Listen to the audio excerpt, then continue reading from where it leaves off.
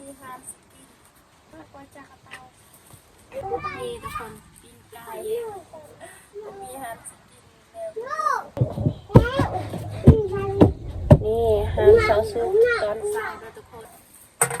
มีฮานสกินได้เด้อนี่ฮานซุป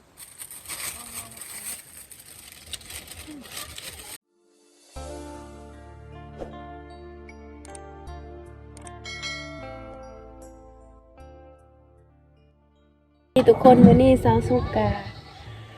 สิกินข้าวเด้อแต่ตอนเช้าทุกคนประมาณ8 โมง 9 โมง 10 โมงแล้วทุกคนซอสซุปกะสิกินข้าวก็มีอาหารสิกินทุกคนวันนี้ซอสซุปกะมาเบิ่งจากอาหารนี้ยังทุกคนซอสซุปกะสิกินมาเบิ่งนำกันเลยซอสซุปกะมาเบิ่งอยู่หาหมู่บ้านซอสซุปประมาณซ้ำนี้แหละเบิ่งว่าอาหารนี้ยังเนาะซอสซุปกะสิได้กินทุกคนทำนะทุกคนประมาณซ้ำนี้แหละเขาก็ว่ามีเครื่องหลายๆคือคนอื่นเขาทุกคนประมาณซ้ำนี้แหละนี่ก็สลีทุกคนกินจากสกินนี่อีกอย่างทุกคนมันนี่มาเลือกให้ซอสก่อนทุกคนซอสสุกก็มาซื้อปิ้งไก่ก่อนทุกคนมีฮานสกิน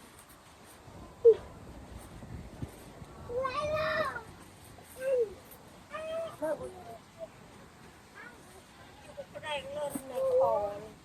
มากกว่าจากเตา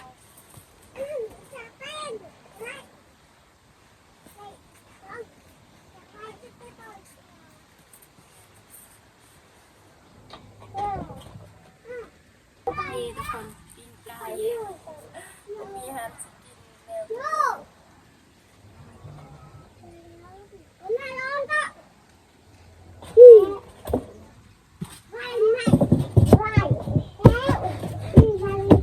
นี่ฮานซอสซุปตอนเช้านะทุกคนได้แต่ปิ้งไก่ปิ้งให้มันหอนๆทุกคน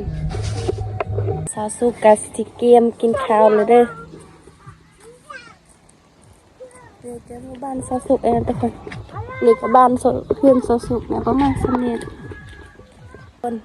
ธรรมศาสตร์อยู่ในมวลหลายทุกคนบรรยากาศตอนเช้านี่ก็เป็นหมู่บ้านซอสซุปแหละเด็กก็เพื่อนซอสซุปประมาณ3 เมตรทุกคนนี่ก็ขุซอสซุปประมาณ3 นี่แต่ว่ามีอย่างไรอันนี้ก็เป็นขุ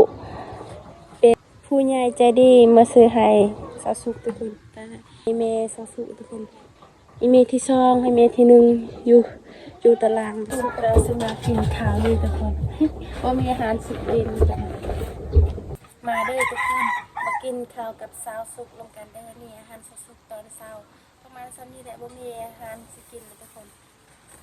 นี่อาหารซอสซุปกินไก่ทุกคนสิแซ่บแล้วบ่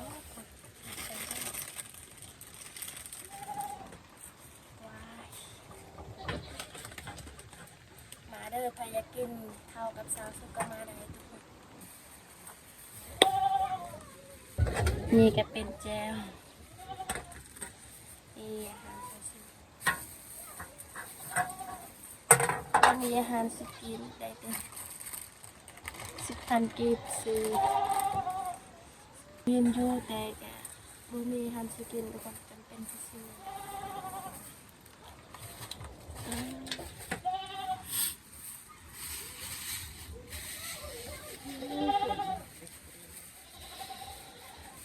มาเด้อนี่ฮันซุป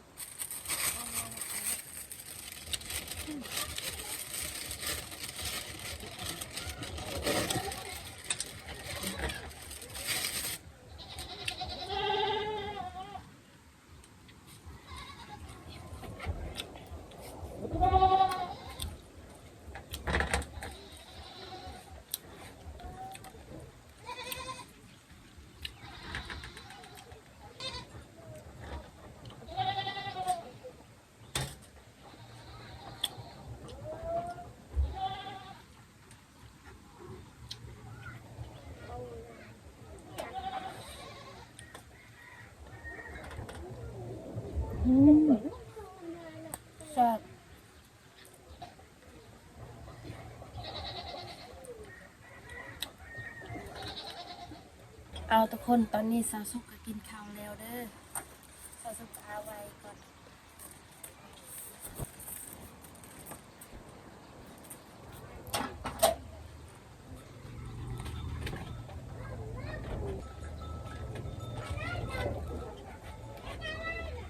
หลังจากตอนนี้สาวสุกก็กินข้าวแล้วเด้อ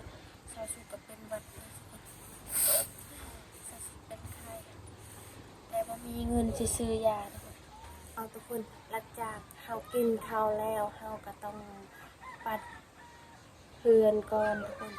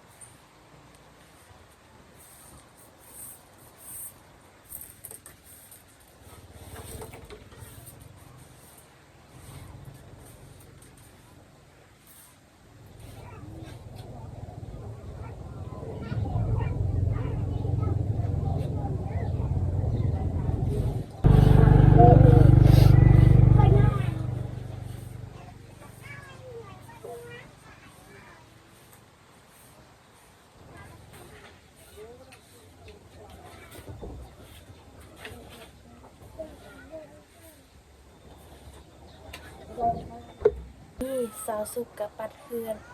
แล้วนะทุกคนสาวสุกกับ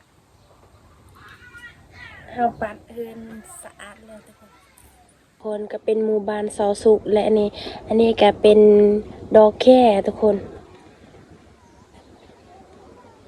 นี่ก็เรือนสาวสุกประมาณสักนี้แหละลุงทุกคนไก่ก็ยักขึ้นเรือนคือกันจักไก่ภายในบ่คือไงปานนี้ทุกคนลุงมันสิเข้าเรือนสาวสุกเด็กทุกคนเขามักสิขโมยทุกคนเขาสิขโมยเขาสารสาวสุกเด้เบิ่งสาวสุกเกิดมันไล่ไปนี่อันนี้ก็เป็นเรือนสาวสุกทุกคนประมาณซ้ำนี้แหละนี่ก็เป็นหมู่บ้านสาวสุกบางคนก็มีเรือนใหญ่บางคนก็มีเรือนน้อยคือสาวสุกคือกันทุกคนบรรยากาศตอนเช้าม่วนหลายทุกคนอุดมสมบูรณ์เลยธรรมชาติก็งามทุกคนบางคนกะกนมันบางคนกะไปตัดไปตัดดอกแครทุกคนหลายๆคนเลยคนก็เป็นห้องนอนสาวสุกเองทุกคนเบิ้งสาวสุกกับสีขาวให้ทุกคนเบิ้งนำกันเด้อนี่ประมาณซ้ำเนี่ยทุกคนมันน้อยๆทุกคนมันแคบห้องนอนสาวสุกมีหลายคนว่าเป็นยางสาวสุกคือห้องนอนเจ้าคือแคบหลายคือบ่ได้เฮ็ดมันใหญ่ๆกะเฮือนสาวสุกมันน้อยทุกคนจักสิเฮ็ดแนวใดแต่กะสาวสุกนอนมันก็พอดีแล้วเลย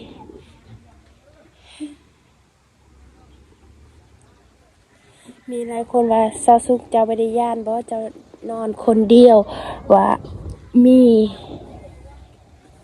นี่ทุกคนมันก็เป็นปองเลยทุกคน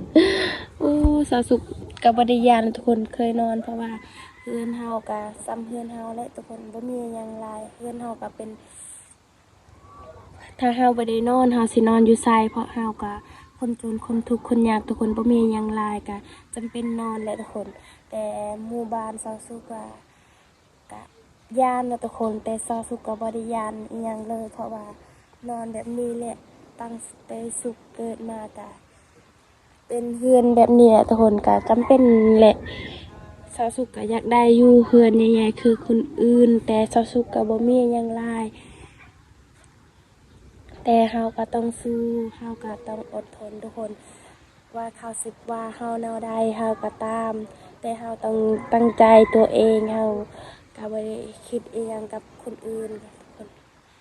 ถึงว่าเขาสิว่าเฮาบ่ดีเฮาจะเป็นแนวใดก็ตามเรื่องของเขาเขาสิว่าเฮาแนวใดก็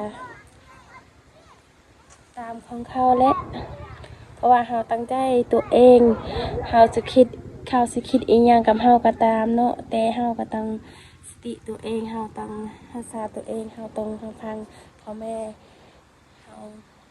ก็ดีแล้วถึงว่าเฮาสิจนแต่เฮาก็ยังมีพ่อแม่เฮาก็ยังอยู่ได้ทุกคน อันนี้ก็เป็นเสื้อผ้าสาวสุกเองประมาณสำเนียทุกคนสาวสุกก็บ่มีเสื้อผ้าคือคนอื่นทุกคนประมาณสำนี้แหละแต่มีหลายคนมาว่าคอยบ่ดีคอยสิเว้าหยังเขาสิเว้าหยังก็ตามทุกคนแต่คอยบ่สนเรื่องเขาที่ว่าเฮาแต่เฮาตั้งใจสิถ้าเฮาอยากเฮ็ดอีหยังก็เฮาก็ต้องเฮ็ดไปเฮาบ่ต้องเชื่อคำเว้าคนอื่นเฮาบ่ได้เชื่อคำเว้าคนอื่นง่ายๆดอกเฮาบ่เชื่อคำเว้าคนง่ายๆดอกทุกคนเพราะว่าเฮาตั้งใจเฮาอยากเฮาสิเฮ็ดอีหยังเฮาก็เฮ็ดได้อันนี้ก็มากอกทุกคนที่สาวสุกเก็บเมื่อวานนั้นทุกคนนี่หาก็กินส้มแซ่บอีหลีทุกคนแต่สาวสุกก็เก็บหลายทุกคนเลยตอนนี้ก็ยังบ่หมดทุกคนสาวสุกก็เก็บไว้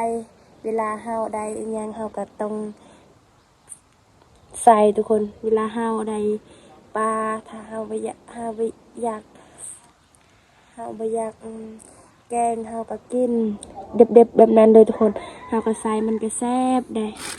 อันนี้ก็เป็นถ้วยซาวซุปประมาณซ้ำนี้แหละทุกคนบ่มีหยังหลายนี่ก็ถูกเกลือซาวซุปเปงนัวซาวซุปอันนี้ก็อีหยังนี่มักเผ็ดซาวซุปประมาณซ้ำนี้แหละทุกคนซาวซุปก็บ่มีหยังหลายอันนี้ก็เป็นเฮาก็ดังไฟเฮาสินึ่งข้าวกันบัดนี้แหละทุกคนเพราะว่าเฮาก็บ่มีหยังหลายเฮือนนะก็ซ้ำเฮือนเฮาแหละทุกคนอันนี้ก็เป็นห้องนอนอีเมอีพอสาวสุกเองทุกคนอันนี้ก็เป็นเพราะว่าสาวสุกมีเม2คนอีพอสาวสุกเอาอีเมสาวสุก2คนเลยทุกคนอันนี้ก็เป็นอีเมที่2นอนบอนนี่ก็อีเมที่1ทุกคนส่วนบอนนี่ก็คืออีพอสาวสุกเองนอนทุกคนสาวสุกก็นอนอยู่นี่อยู่ห้องนี่ทุกคนบ่มีหยังหลายเลยทุกคนเพราะว่าเฮือนเฮามันน้อยมีหลายคนว่าเป็นหยังไงอีพอเจ้าคือได้เมีย2คนข้อยก็บ่ฮู้คือกันนะทุกคนแต่ก็อีเมีย2คนก็ฮักแพงคือเก่าทุกคนบ่แม่นว่าเฮาสิฮักแพงคนเดียวอีเมเฮาบ่ได้ทุกคนผู้ใดก็อีเมผู้ใดก็อีเมทุกคนต้องฮักแพงคือเก่า